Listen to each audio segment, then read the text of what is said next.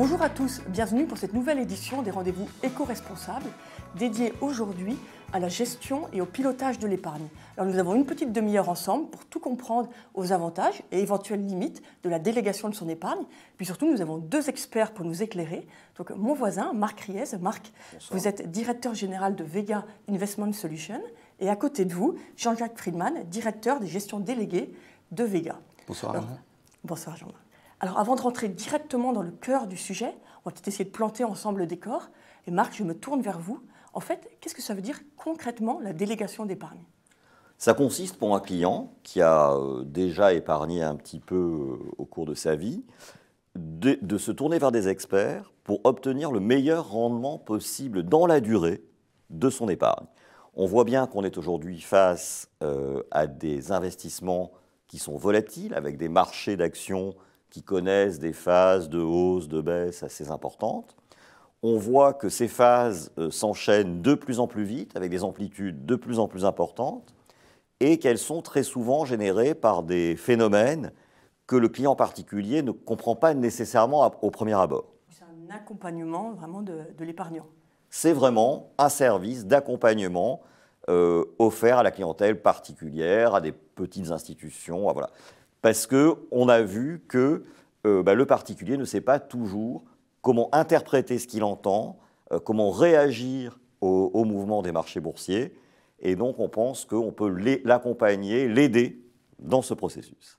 Et Jean-Jacques, justement, est-ce que les attentes des particuliers ont varié ces dernières années? Alors c'est vrai qu'elles ont varié par rapport à ce que tu disais, Marc. En fait, il y a le fait que sur les actions, déjà, il y a un intérêt qui a été retrouvé. Alors, je ne sais pas si c'est par rapport à des considérations économiques ou même fiscales par rapport à l'immobilier notamment, mais il y a un vrai intérêt qui a commencé peut-être pendant le Covid. Donc déjà, il y a un intérêt sur le marché des actions, que ce soit en gestion déléguée ou alors des gens qui sont intervenus directement.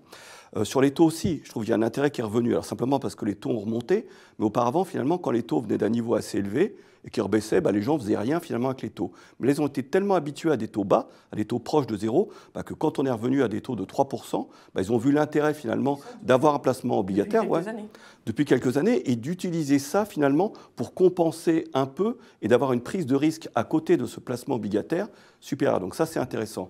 Et dans le comportement aussi des épargnants, je crois que tout le monde a compris finalement, les épargnants ont compris que quand le marché décrochait, c'était intéressant d'y revenir. Et là, on a vraiment vu finalement des particuliers qui à chaque fois reviennent. Alors, c'est le cas connu par exemple sur le marché américain, on l'a même vu là dernièrement, là, depuis le 7 avril finalement, où le mois d'avril, il y a eu des mois records de collecte sur le marché américain. Dans des moments de baisse. Dans des moments de baisse, oui, il n'y a plus le moment de panique, mais vraiment les gens reviennent, ont appris ça. Et nous, je crois que le timing de marché, quand on fait notamment des produits structurés, où là, il y a l'effet volatilité et point d'ancrage de profiter de niveaux bas pour faire par exemple des reverse convertibles, je pense que cette pédagogie-là a été apportée aux clients, et donc ils ont compris finalement qu'il y avait un enrichissement naturel des entreprises et que c'est constitué des points d'entrée. Donc vraiment, changement psychologique de la part des investisseurs. Ouais. D'accord, donc des grands changements depuis quelques années. Et Marc, j'imagine qu'il y a différents types de gestion possibles, selon le profil professionnel ou non professionnel, le profil de l'épargnant. Est-ce que vous pouvez nous en dire quelques mots? Comment ça s'organise? Ces profils, en fait, ils dépendent surtout du caractère des clients et du temps qu'ils ont à consacrer à cette matière. Vous avez des clients qui aiment bien, en fait, décider par eux-mêmes, choisir par eux-mêmes. Et pour cela, en fait, nous leur proposons un portefeuille modèle qui sont libres d'amodier en fonction de leurs souhaits et qui vont, au fil de l'eau, adapter ou arbitrer en fonction... Depuis leur ordinateur. Depuis leur ordinateur, par eux-mêmes, etc. Alors, bien sûr, leur conseiller, le cas échéant, est à leur disposition pour répondre à leurs questions, mais ce sont des clients qui aiment bien, en fait, être décisionnaires et qui ont suffisamment de compétences ou d'envie ou de temps pour pouvoir le faire. À côté de cela, nous avons des clients qui ont besoin de plus d'accompagnement. Et pour cela, nous leur proposons un service de gestion conseillé. En gros, ils peuvent parler à un gérant régulièrement qui va leur faire des propositions d'investissement et eux seront maîtres, in fine, de réaliser ou pas ce que le conseiller leur a recommandé de faire. Ça correspond à un profil un peu moins autonome, qui a besoin quand même de plus de conseils, qui a un peu moins de temps pour creuser les sujets, etc. Et c'est un service qui connaît depuis quelques années un certain succès. Donc à chaque changement de marché, vous avez un conseil, grosso modo. Absolument. D'accord. Et enfin, le troisième mode de gestion, qui est quand même aujourd'hui celui qui connaît le plus de succès, qui se répand le plus, c'est ce qu'on appelle la délégation de gestion. Et là, ça consiste alors pour le client à donner à un professionnel véritablement les clés de son portefeuille. L'avantage, évidemment... Pas du tout dans ce cas-là. Alors, dans ce cas-là, évidemment, le particulier ne passe pas lui-même des opérations sur son portefeuille. En revanche, régulièrement, on fait un point avec lui pour lui expliquer ce qu'on a fait, qu'est-ce que ça a donné, qu'est-ce qu'on pense pour les mois qui viennent et comment on va se positionner pour jouer ça. Et ça permet évidemment d'avoir une approche beaucoup plus structurée des marchés. Typiquement, par exemple, quand on gère un client, on va bâtir pour lui un portefeuille très diversifié. Un client français va très bien connaître L'Oréal, Air Liquide, LVMH, Danone, mais voilà, les classiques. Mais pour autant, on voit ces dernières années que les grandes entreprises françaises, même celles qui ont un certain succès dans leur business, ne sont pas nécessairement les moins risquées ou les plus rentables dans lesquelles investir. Et donc, l'intérêt de passer la main sur sa gestion, c'est déjà d'avoir accès à un univers d'investissement beaucoup plus vaste, international, beaucoup plus international, avec des actions européennes en dehors des actions françaises, bien sûr, mais aussi des actions américaines, des actions de pays émergents, etc. Et là, ça va permettre de constituer un portefeuille beaucoup plus solide qui permet de saisir des opportunités sur beaucoup plus de marchés. Ça, c'est quelque chose que vraiment la gestion déléguée apporte aux clients, cette ouverture sur des zones géographiques beaucoup plus importantes. De la même manière, ça va permettre aussi pour ces clients d'aller sur la partie taux, dont parlait Jean-Jacques tout à l'heure, de leur portefeuille, sur un beaucoup plus grand nombre de sous-jacents. Il y a évidemment les emprunts d'État, ça, la plupart des particuliers en ont entendu parler, ils connaissent, etc. Mais il y a aussi des emprunts d'entreprise. Au sein des emprunts d'entreprise, il y a celles qui sont très solides, celles qui le sont moins. Comment habilement panacher les deux, les obligations internationales, l'arbitrage, etc., jouer les taux de change entre les différentes grandes devises. Donc tout ça, c'est quelque chose qui permet aux gérants d'optimiser le rendement que le client va avoir aussi sur ces actifs-là. La fiche du CAC habituellement. Voilà. En fait, on sort voilà, des quelques valeurs connues et on élargit son portefeuille. Ce qu'il faut comprendre, c'est qu'un portefeuille qui est bien diversifié va, à rendement comparable ou égal, avoir un risque moindre, puisque évidemment, il est dispatché sur un plus grand nombre de pays, de secteurs, de devises, de classes d'actifs, et tout cela n'évolue pas parallèlement au même moment. On ne met pas tous ces... Voilà, ça traduit un peu cet adage qui disait on ne met pas tous ses œufs dans le même panier, et c'est vraiment ce à quoi veille en fait la gestion déléguée, à bâtir le portefeuille le plus diversifié, le plus rentable, le plus solide possible, et puis au fil du temps, au fil des événements, à opérer les arbitrages nécessaires. Parce que la gestion déléguée, finalement, c'est contrer les biais comportementaux qu'on a tous réellement. Quand nous-mêmes, on est investisseur privé, on a ces biais comportementaux. Et un des biais, c'est le biais de familiarité qui est évoqué là. Bon, on investit dans les valeurs françaises, etc. Et on a vu, par exemple, le risque politique survenir et les conséquences que ça a eu sur la classe action française. Donc l'intérêt, finalement, de cette diversification-là, c'est d'avoir accès à des classes d'actifs où, sinon, l'investisseur lui-même n'y aurait pas accès. C'est ce qui est évoqué tout à l'heure. Alors, il y a l'international, il y a les émergents, il y a les taux, il y a également la performance absolue, et il y a même le private equity aujourd'hui. C'est ça qui est intéressant. On évoquait tout à jour l'exemple des produits structurés, mais on voit même que finalement, il y a une commoditisation finalement de classes d'actifs qui auparavant étaient réservées à des institutionnels aux grands clients privés et qui descendent vers finalement tous les investisseurs particuliers. Et la loi industrie verte, notamment, sur la gestion d'orientation de gestion, elle inclut, même maintenant, elle inclura dans quelques mois, finalement, ce domaine du private equity. Et c'est ça qui est assez intéressant, c'est-à-dire que cette modulation et cette diversification, elle permet, par rapport au risque que le client est prêt à prendre, d'obtenir une meilleure rentabilité. Merci Jean-Jacques. Mais donc, on voit, vous nous avez déjà expliqué, Marc, donc il y a cette idée de diversification, donc Bien sûr. moins de risques, plus de rendement. Mais au-delà de la simple diversification, au fond, pourquoi vous conseilleriez à quelqu'un de donner délégation de son épargne? Quels sont vraiment les avantages des différentes solutions? Je pense qu'au-delà de cette constitution initiale dont on a parlé, ce qui est très important, c'est surtout le suivi dans le temps. Parce qu'on voit bien que les choses qui ont marché pendant un certain temps peuvent, à certains moments, ne plus fonctionner, que des choix qui étaient pertinents dans des conditions, par exemple, de baisse des taux, deviennent mauvais dans des périodes de hausse de taux, etc. Et le sujet, c'est que le client particulier qui a investi son épargne, qui a fait un choix d'investissement au départ, n'a pas nécessairement ensuite la réactivité nécessaire pour faire les ajustements, les arbitrages qui sont nécessaires au fil du temps en fonction de ce qui survient dans le monde. Ce qui survient dans le monde, ça peut être de très diverses natures. On l'a vu par exemple au début des années 2000, c'était les valeurs technologiques qui avaient énormément monté, il y a eu une explosion d'une bulle, et donc là il fallait être très réactif pour revendre ces valeurs technologiques qui avaient beaucoup monté.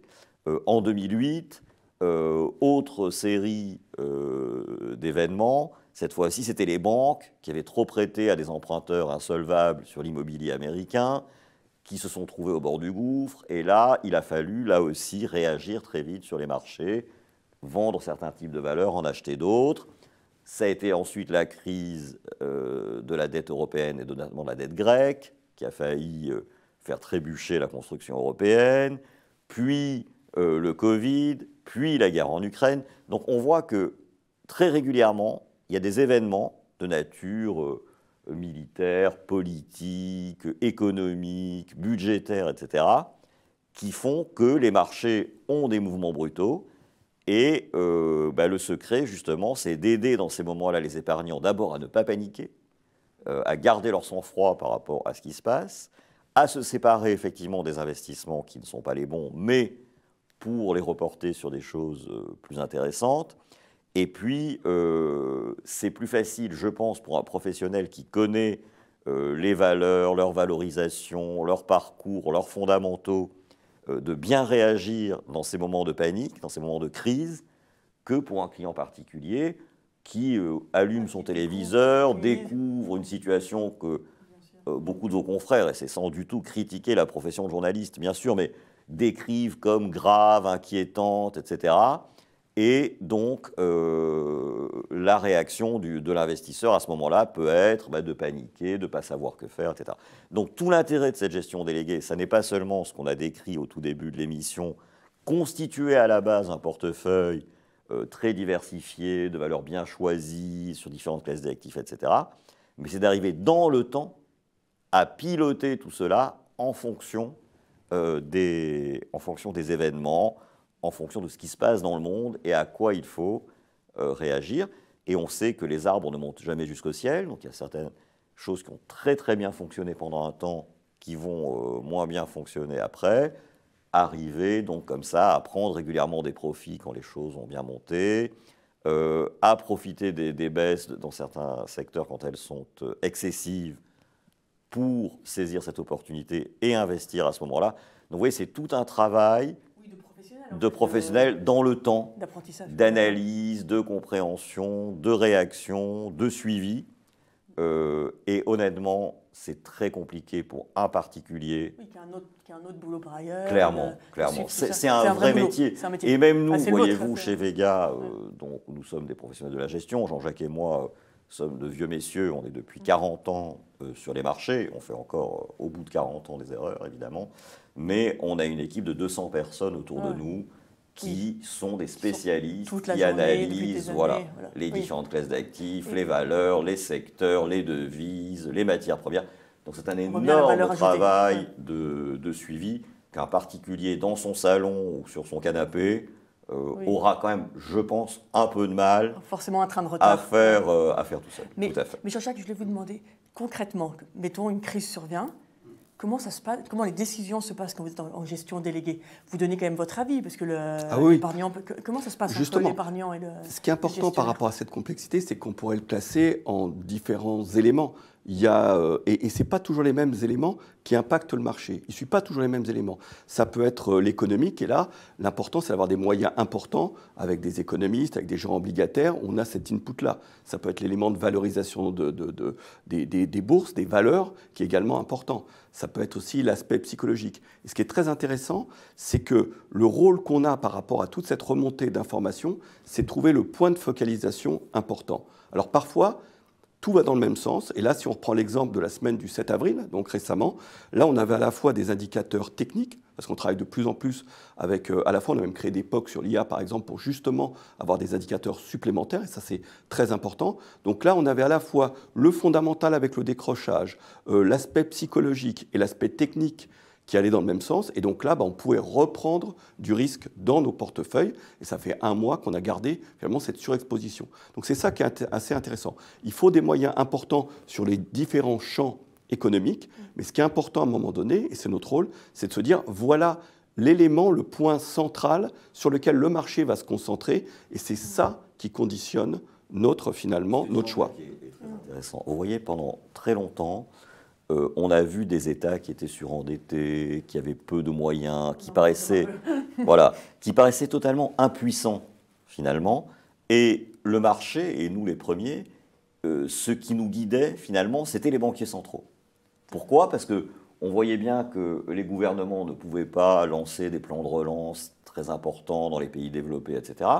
Et que donc, finalement, l'acteur qui avait la possibilité d'injecter massivement du cash sur les marchés, c'était les banques centrales. Et donc on suivait de manière très précise, très fluide, les moindres décisions, les moindres mouvements, les moindres commentaires des banquiers centraux, et on peut reporter pour le coup proportionnellement beaucoup moins d'attention au discours des politiques.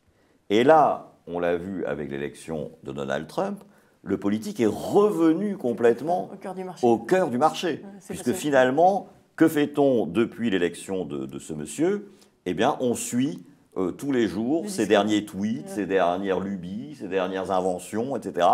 Et donc, on est en train de regarder à qui il monte les droits de douane, avec qui il est en train de négocier, etc. Et tout le marché se focalise entièrement sur ce point-là. Donc, vous voyez, c'est très intéressant.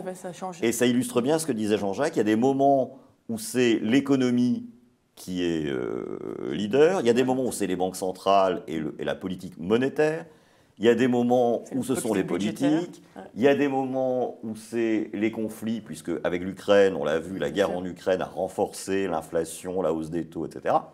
Et pour le coup, on doit être en permanence en vigilance sur finalement quel est le point sur lequel le marché va se focusser dans les semaines qui viennent, dans les mois qui viennent. Donc c'est un métier qui est très intéressant, mais qui, Jean-Jacques l'a dit, requiert beaucoup d'analyse, d'experts, d'études, d'attention et de réactivité. Alors, on parle du marché là, depuis quelques minutes, mais Jean-Jacques, on va revenir sur l'épargnant. Quand vous êtes un épargnant, quelles sont les questions à se poser ? Parce que vous avez évidemment toutes ces... Il faut avoir en tête les évolutions du marché, là, votre gestionnaire va vous aider. Mais vous, à titre personnel, on a toujours cette idée, voilà, est-ce que vous avez un projet immobilier, quel est votre âge ? On a un peu ces grandes questions basiques, mais au-delà de ça, voilà. Est-ce que vous pouvez nous dire en quelques mots quelles sont les grandes questions à se poser pour Ce que je pense déjà, c'est que l'épargnant, mais ça c'est de plus en plus vrai, et le prescripteur banquier, déjà il doit être convaincu finalement de l'enrichissement possible par les marchés actions. Et c'est ça qui a aussi fondamentalement changé. Les gens l'ont compris, que ça soit peut-être par rapport à leur retraite, par rapport au fait qu'ils s'aperçoivent finalement que dans toutes les crises, il y a des crises permanentes et malgré tout, le sens de la bourse par définition, c'est cet enrichissement-là. Donc déjà, c'est cette force de conviction à avoir naturellement. Après, je dirais que c'est des éléments qui peuvent être liés finalement à l'âge du client. Si on est convaincu de ça, plus on est jeune, plus on met un montant important de son épargne dans le marché action. Quand j'ai commencé, on considérait finalement qu'il y avait un truc basique finalement du banquier qui était c'est 100 moins son âge. Quelqu'un qui a 30 ans, il mettait 70% d'actions. Quelqu'un qui a 60 ans mettait 40%. Alors maintenant, finalement, comme on vit tous plus vieux, heureusement, il y a même le fait de dire on ne fait même pas 100, je ne suis pas usé, 100 moins ça, c'est-à-dire on fait même 110 moins ça. Donc il y a vraiment le temps est votre ami. Mais quand on dit que le temps est votre ami, ce n'est pas que finalement vous êtes investi et que vous ne devez pas sortir pendant 10 ans. c'est que ça capitalise et ça fonctionne bien. Mais si dans 3 jours, je dois vendre 1 centième ou 1 dixième de mon portefeuille, je peux tout à fait le faire. Ce sont des valeurs mobilières. Et ça, c'est un avantage extrêmement important. Totalement liquide. C'est totalement liquide. Donc ça, c'est un avantage important. Et puis après, je dirais que si on abonne régulièrement, c'est quelque chose d'intéressant. Ça, on pourra revenir même à plusieurs reprises. Et ce que le marché a compris, ce que les investisseurs ont compris, c'est qu'il ne faut jamais se trouver en situation de risque en cas de décrochage. D'être forcé de retirer ses billes si à un moment donné, il y a un décrochage. Donc, il vaut mieux mettre moins et se dire que finalement, on coupe la poire en deux, et si le marché décroche, on en remet, que d'être pris à la gorge en ayant trop investi et finalement craquer. Donc, finalement, l'idée, c'est aussi l'abonnement et l'abondement, c'est-à-dire que quand le marché décroche, voilà, il y a ces éléments. Et je dirais que aujourd'hui, beaucoup d'investisseurs, avec la perspective de gains sur le marché action, ça fonctionne bien. Mais aujourd'hui, je vois que par rapport notamment à certains clients en gestion conseillée, par rapport au private equity, parfois il y a une exigence finalement de rendement supérieure et de prise de risque supérieure à ce que peut donner déjà naturellement le gain des marchés actions. Et donc, alors c'est encore très très minoritaire, mais parfois il peut y avoir cet élément-là. Donc je dirais que pour 90% des clients, je crois que ce que peut apporter déjà le marché action, c'est vraiment bien supérieur à l'inflation. Et c'est vraiment un élément important pour finalement préserver et développer son patrimoine. Donc plus on est jeune, plus on investit tôt. Donc Marc, si on est jeune, on investit tôt. Et donc on a une relation de longue durée avec son gérant. Et qu'est-ce qu'il faut s'attendre? Mais concrètement, qu'est-ce qu'il faut s'attendre? Le gérant, il vous envoie des reportings, vous l'avez au téléphone. Bien sûr, comment ça se passe concrètement? Alors, ce qu'il faut voir, c'est qu'effectivement, c'est un métier où on doit effectivement faire des choix, on doit faire les bons choix, mais on doit aussi être en situation de bien expliquer pourquoi on a fait ces choix, qu'est-ce qui nous a amené à aller plutôt sur les actions américaines à un moment, plutôt sur l'automobile à un autre, plutôt sur les banques. Parce que le client attend de nous pas seulement de la performance, il attend aussi du sens et de comprendre pourquoi on a voulu placer son argent dans ça. Et donc, il y a tout un travail d'explication, de documentation qu'on fait au quotidien, au fil de nos comités de gestion. Et tous les mois, on écrit effectivement un rapport où on explique ce qu'on a fait et ce que ça a donné. D'accord, donc tous les mois. Donc tous les mois, un rapport où voilà, on décrit un peu la stratégie qu'on a menée. En tant qu'épargnant, on peut réagir au rapport, alors, j'imagine. évidemment. Et après, en tant qu'épargnant individuel, quand vous avez délégué votre gestion, vous recevrez tous les 3 mois un rapport de gestion détaillé sur votre cas particulier à vous. Parce qu'évidemment, la lettre mensuelle s'adresse à la politique générale qu'on a déployée dans la société de gestion, alors que le rapport de gestion, qui lui est trimestriel, décrit vraiment ce qui a été fait dans votre portefeuille tout particulièrement, la performance que ça a généré, l'état actuel du portefeuille, ce qu'on envisage de faire pour le futur, etc. Donc il y a vraiment cet échange. Et la relation de confiance, elle se construit bien sûr sur la performance, mais elle se construit aussi sur ces reportings. Donc ça, c'est la partie, je dirais, un peu statutaire, régulière, etc. Et au-delà de ça, évidemment, nous sommes en permanence au service de nos clients pour répondre à leurs questions, les rencontrer régulièrement, leur expliquer, initier les questions. Bien Absolument. Sûr. Et on est disponible, on a des équipes pour ça. Pour aller leur parler, les rencontrer, leur expliquer. Souvent une relation aussi avec le banquier, une relation à 3 avec le banquier aussi. Ça, c'est très important, oui. Le trio. Oui, mais bon, les épargnants ont déjà des questions. J'ai quelques questions qui nous sont revenues. Alors, messieurs, vous avez environ, je dirais, 30 secondes pour chaque question. Parfait. Marc, une question intéressante, question de fond. Est-ce qu'il y a un lien entre performance économique et performance boursière? Complètement. C'est-à-dire qu'en fait, si vous voulez, ce qu'il faut comprendre, quand on parle de la performance des marchés actions, c'est que ça n'est pas, comme on l'entend parfois, du n'importe quoi, c'est déconnecté, etc. Non. En fait, ce qu'il faut comprendre, c'est que, et c'est difficile de le comprendre quand on habite en France, parce qu'en France, on est dans un pays où il y a très peu de croissance depuis des années. L'économie est extrêmement atone, le PIB est stable, etc.